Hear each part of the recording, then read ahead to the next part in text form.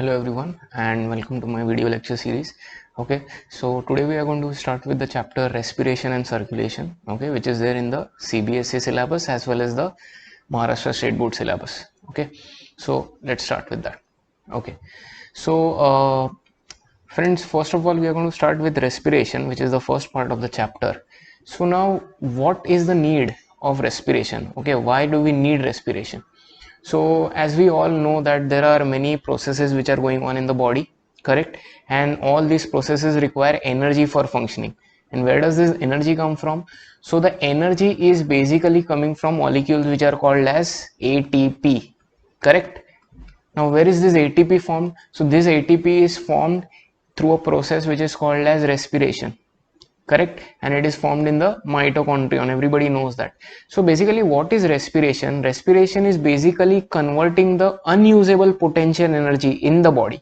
Okay, so through the digestive system we are getting many organic compounds like glucose, amino acids, fatty acids, glycerol. All these things are having potential energy inside them, but that energy we are not able to use, but that those substances are converted into usable forms of energy. Okay, and that is nothing but ATP. And what is doing that? Respiration is doing that, correct. So that is the main reason why respiration is present or respiration occurs in our body. Now let us write down the respiration reaction. Okay, so the respiration reaction, most of you must have studied in school. It goes something like this. So C6H12O6 plus 6 molecules of oxygen gives you 6 molecules of carbon dioxide plus 6 molecules of water plus, very important, 38 molecules of ATP. Okay, so now this reaction is also called as the respiratory reaction or respiration reaction. Now as you see in this reaction, there is glucose present. Where does this glucose come from? So this glucose is coming from your digestive system. Your digestive system is basically breaking the higher or the complex carbohydrates which are polysaccharides into disaccharides, monosaccharides. Glucose is the monosaccharide, correct. Where is the oxygen coming from? The oxygen is coming through breathing. Okay, so the oxygen from the environment is taken inside your blood by your respiratory system, and then the oxidation reaction occurs in the mitochondrion, and there are three things which are formed. Two of them are byproducts which are given out, carbon dioxide, water, and ATP is used, correct. So if you want to define this process of respiration, how will we define it? So respiration can be defined in this way. So I'm going to write down the definition. Okay, it is a biochemical process, okay, which involves oxidation of organic compounds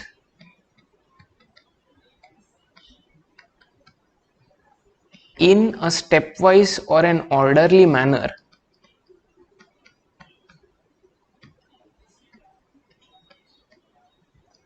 to release chemical energy in the form of ATP. Okay, so this is the definition of respiration. This is the definition which is given in most of the textbooks. Now let us go through this definition. First of all, they say it is a biochemical process. Why is it a biochemical process? Because the chemical compounds are broken down and new chemical compounds are formed. For example, glucose is broken down through oxidation and a new chemical compound called ATP is formed. So that is why it is called as a biochemical process. Okay, then it involves oxidation of organic compound. Glucose is getting oxidized in a stepwise or orderly manner. See, now this respiration reaction is just a summary of all the processes which are happening. Okay, so there is something called glycolysis, there is something called Krebs cycle, terminal oxidation. So all these things are happening in proper steps, and that is why this is also called as a process which occurs in a stepwise or orderly manner. Okay, and finally what you are getting chemical energy. And what is that? ATP. How will you use ATP to get energy? ATP is broken into adenosine diphosphate and inorganic phosphate. So when you want energy, this ATP can be broken down into ADP plus inorganic phosphate, and since the reaction is exothermic, the energy is released which can be used by the body. Is this clear? Okay, so both the reaction and the definition are very important from the theory exam point of view. Okay, and I have written the balanced equation over here. Now coming to another point, now we see two things over here. First is oxygen and second is carbon dioxide. Let us take the example of human beings. So human beings take in oxygen from the environment, right? And human beings remove carbon dioxide from the body and pass it to the environment. So what is happening is there is gaseous exchange which is taking place. Oxygen is passing from environment to the body, carbon dioxide is passing from the body to the environment. Now how is this gaseous exchange possible? What is helping in this gaseous exchange? What do you think? So see, organisms have different structures which help in this exchange of gases. Okay, higher organisms have specialized organs which help in exchange of gases. So if I want to use a general term, I can use a term which is called as a respiratory surface. Okay, so what is exactly a respiratory surface? A respiratory surface is a surface which will help in exchange of gases. For example, the respiratory surfaces in human beings is alveoli. So alveoli will take in oxygen and it will transfer the oxygen to the blood, and blood will transfer the oxygen to all the cells. Similarly, the carbon dioxide which is brought by the blood, that will again be transferred through the alveoli, and that carbon dioxide will be given out. In the case of fishes, gills are present. Certain animals or certain organisms which are microscopic, unicellular, they use their cell membrane or plasma membrane as a respiratory surface. So respiratory surfaces differ, but their job is to perform exchange of gases. Is this clear? And every respiratory surface should have three properties, and with that we come to the next point which is very important in this chapter. What are the properties of respiratory surfaces? Okay, so there are three properties. Okay, and I'm going to write down the properties first, then I'll explain the properties.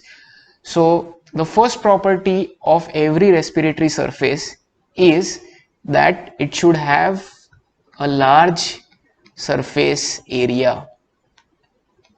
Okay, the second property is that the respiratory surface should be thin, it should be highly vascular, and it should be permeable, okay, to the gases.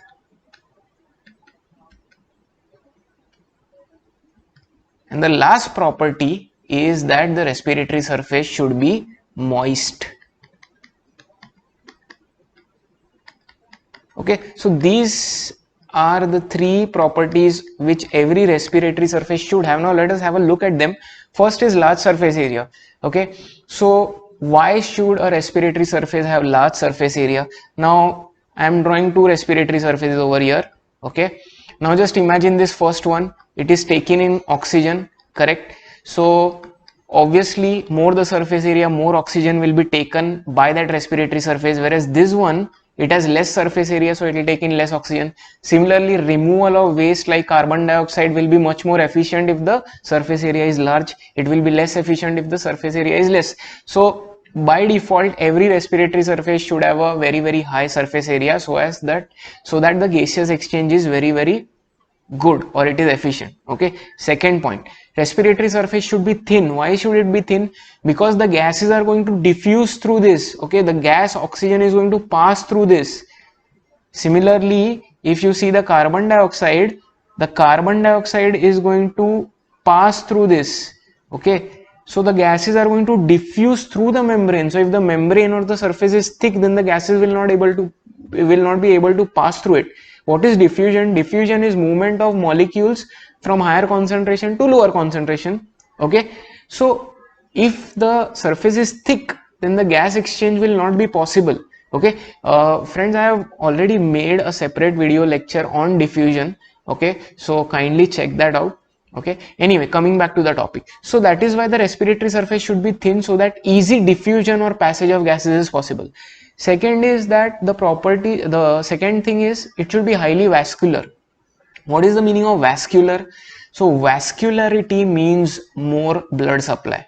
So when I say that the vascularity is increasing, that means the blood supply is increasing. So why should the respiratory surface have large amount of blood supply? Because the gases are exchanged and they are being transported by the blood. The oxygen which is coming into the alveoli, that is being sent to the blood. The carbon dioxide which is coming, that is being bought by the blood. So you need blood for the exchange of these gases. So if you need blood, you need blood vessels. So that is why all these surfaces should have high amount of blood vessels or blood supply, and that is why they should be very, very vascular. So please remember, whenever you come across this term vascularity, it means that they are talking about the blood supply. Higher vascularity means more blood supply, more blood vessels. Is this clear? Okay. And obviously the next is it should be permeable to the gases. That means the surface should allow the gases to pass through. Okay, otherwise it would be of no use. And the last property is the respiratory surface should be moist. See, moisture helps in dissolving the gases so that the diffusion becomes much more easier. Okay, you must have seen a frog. The skin of the frog is moist. So frogs can breathe through their lungs also and also through the skin. So what happens is the oxygen dissolves on the moisture on the skin, and that way it can be diffused much more easily into the body. So most of the respiratory surfaces or all the respiratory surfaces are moist so that the diffusion becomes easy as the gases dissolve in water. Is this clear? So that concludes our part regarding the properties. Okay, again this can be asked in the exam, so that is why I have made a separate part on this. Is this clear? Okay. Okay, so with that we finish this part. Now the next part is related to respiration in plants. Okay, so let me write down the heading over here.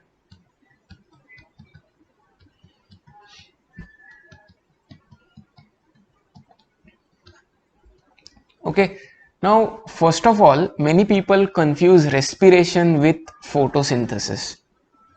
Okay, so I will just write down both the things over here. I am writing respiration over here. Okay, and then I am writing photosynthesis over here. In fact, both these processes are exactly opposite of each other.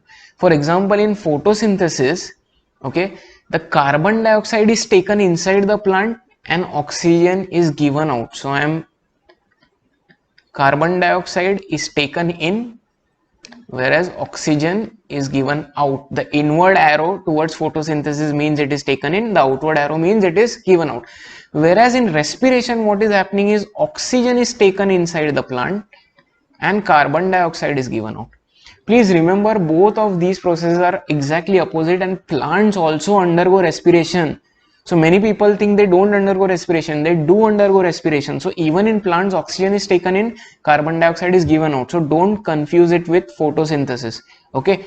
Now, how do plants respire? So if we talk about the higher plants, okay, angiosperms, if we talk about the terrestrial angiosperms, so basically the main parts of these are flower, leaves, stem and root. So I'm going to write down three parts over here.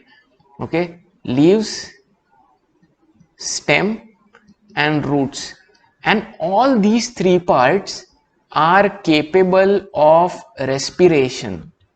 Okay, so the exchange of gases can take place from any of these three parts. So leaves are also capable of exchange, stem is also capable of exchanging gases, and root is also capable. Okay, now how is this exchange possible? First of all, let us come to leaves. Okay, so leaves have specialized structures which are called as stomata. Okay, so if I draw a leaf over here, correct, this is the midrib or this is the vein. Okay, and these are the lateral veins surrounding the central veins or the midrib. Now what happens is, on these leaf surface there are very, very small openings which are called as stomata. So I am just showing you these openings with this blue color. Okay, a single opening is called as stoma and the plural is stomata. Okay, so what happens is, through these openings in the leaf the gaseous exchange takes place, again through diffusion. So what will stomata do? They will take in oxygen. The oxygen from the environment will diffuse into the stomata. it will go into the plant, and carbon dioxide which is produced, that will go outside. Okay, is this clear? Okay, now the structure of stomata I will teach you in some other video lecture, but the structure is something like this. There is this opening which is called as stomata, and it is surrounded by cells which are called as guard cells. Okay, guard cells because they are guarding the opening of the stomata. So this area which I have shaded is stomata. So when the stomata is open, it looks like this. However, when it is closed, okay, it will look something like this. So you can see now the space has become much narrow. So this is when it is open, this is when it is closed, and that is done by guard cells. So the mechanism we will see in some other lecture. So is this clear? In leaves, stomata is present or stomatal openings are present which help in exchange of gases. What happens in stem?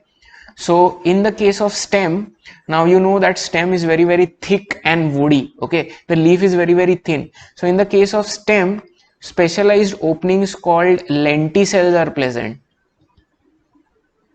Okay, let me write this again. So the word is lenticels. So if this is your stem, then just like in the leaf, there are very minute openings called as lenticels. Okay, and this help in gaseous exchange from the stem. Okay, so they will take in oxygen, remove carbon dioxide. And what about the roots? So the roots, basically what they do is they absorb water which is containing dissolved oxygen. So oxygen present in the cell gets dissolved in the groundwater, and when that groundwater is absorbed by the roots, that oxygen will enter. Okay, is this clear? So that is the mechanism by which the plants mainly respire. So they have lenticels and they have stomata. Please remember both these words. So now the thing is, where are these gases going? So oxygen is taken through all these three parts. Where is it going? So basically there are air cavities or air chambers or air pockets or spaces in the tissue of the plant. So these spaces which are present, they are all continuous. So just imagine this is the space which is present in the leaves. Okay, this is the space which is present in the stem, this is the space which is present in the root. So all these spaces which are present, see, these are intracellular spaces. So between the cells, intercellular I should say, between the cells. So these spaces are present inside the tissue, and all these spaces are connected to each other. Okay, so suppose if oxygen is taken in through the stomata, then that oxygen is going to pass through all these spaces. If it is taken through lenticels, again it is going to pass through all the spaces. If it is taken through the root, it is going to pass through all the spaces. So all these spaces which are present, they are continuous, so a network is formed in plants. Is this clear? Okay, so that concludes the part about respiration in plants. There is nothing much to remember, just remember those two words, stomata and lenticels. Now we come to the last part of today's lecture, and that is going to be respiration in animals. So this is just a general topic. Okay, we are not going to start with respiration in human beings. So respiration in animals.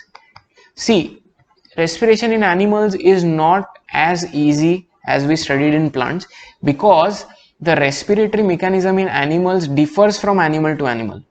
Okay, depending on how complex or how evolved the animal is, the respiratory system or the respiratory surface is also much more complex. Okay, so let us start with different groups of animals and what respiratory system or what respiratory surface they have.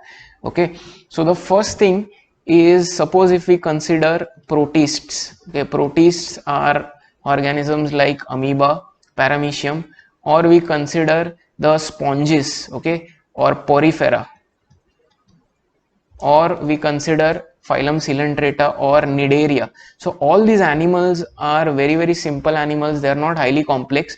So these animals basically respire through their plasma membrane or the cell membrane. So they have no specialized structures for respiration. So the gaseous exchange occurs through plasma membrane. Is this clear? Okay. Then as we move on to slightly higher organisms, let us talk about worms. Okay, so Platyhelminthes, Aschelminthes, all these phylums which have worms. So again, these worms do not have a special respiratory surface. The respiration is done through their exoskeleton or skin or the external body surface. So no special respiratory structures present in these as well. Okay, so they respire through their exoskeleton or the skin. Now we go on to more complex animals.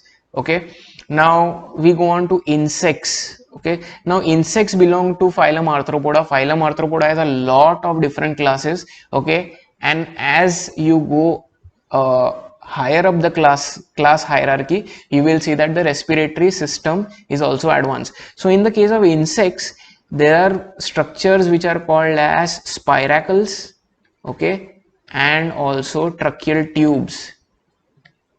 Now if I take the example of a cockroach, okay, so and if I study the ventral surface of the cockroach, the ventral surface is the front side where all the legs are present. So these are the legs. So what happens is, on this ventral surface there are small openings which are called as spiracles. Okay, and through these spiracles the gaseous exchange occurs. So it is something like stomata or lenticel. So these openings will take in oxygen, remove carbon dioxide, and what happens is, inside the body the gases are transported by tubes which are called as tracheal tubes. Okay, so slightly advanced respiratory system is seen in insects. Next we go to more complex animals. Okay, now we come to arachnids. Okay, arachnids examples are scorpion, okay, spiders, and these organisms have a structure which are called as book lungs. Okay, so these are not exactly like the lungs which are present in us. Okay, these are very primitive structures, very less advanced structures. However, these structures are called as lungs because first of all these organisms are terrestrial, and second it is called as book lungs because if you see the structure of these lungs, they look like books which are kept one after the other. Okay, they look like stack of books, and that is why they are called as book lungs. Okay, now moving on to the other organisms. Okay, for example, organisms like certain crabs, then these show book gills. Okay, so book lungs, book gills, they are mostly similar. However, arthropodans which are marine, they show book gills. Those which are terrestrial show book lungs. Okay, then going ahead, now we come to organisms having internal gills. These are highly advanced organisms. For example, fishes. So they have structures which are called as gills, and these gills are present inside the body. So they are called as internal gills. Is this clear?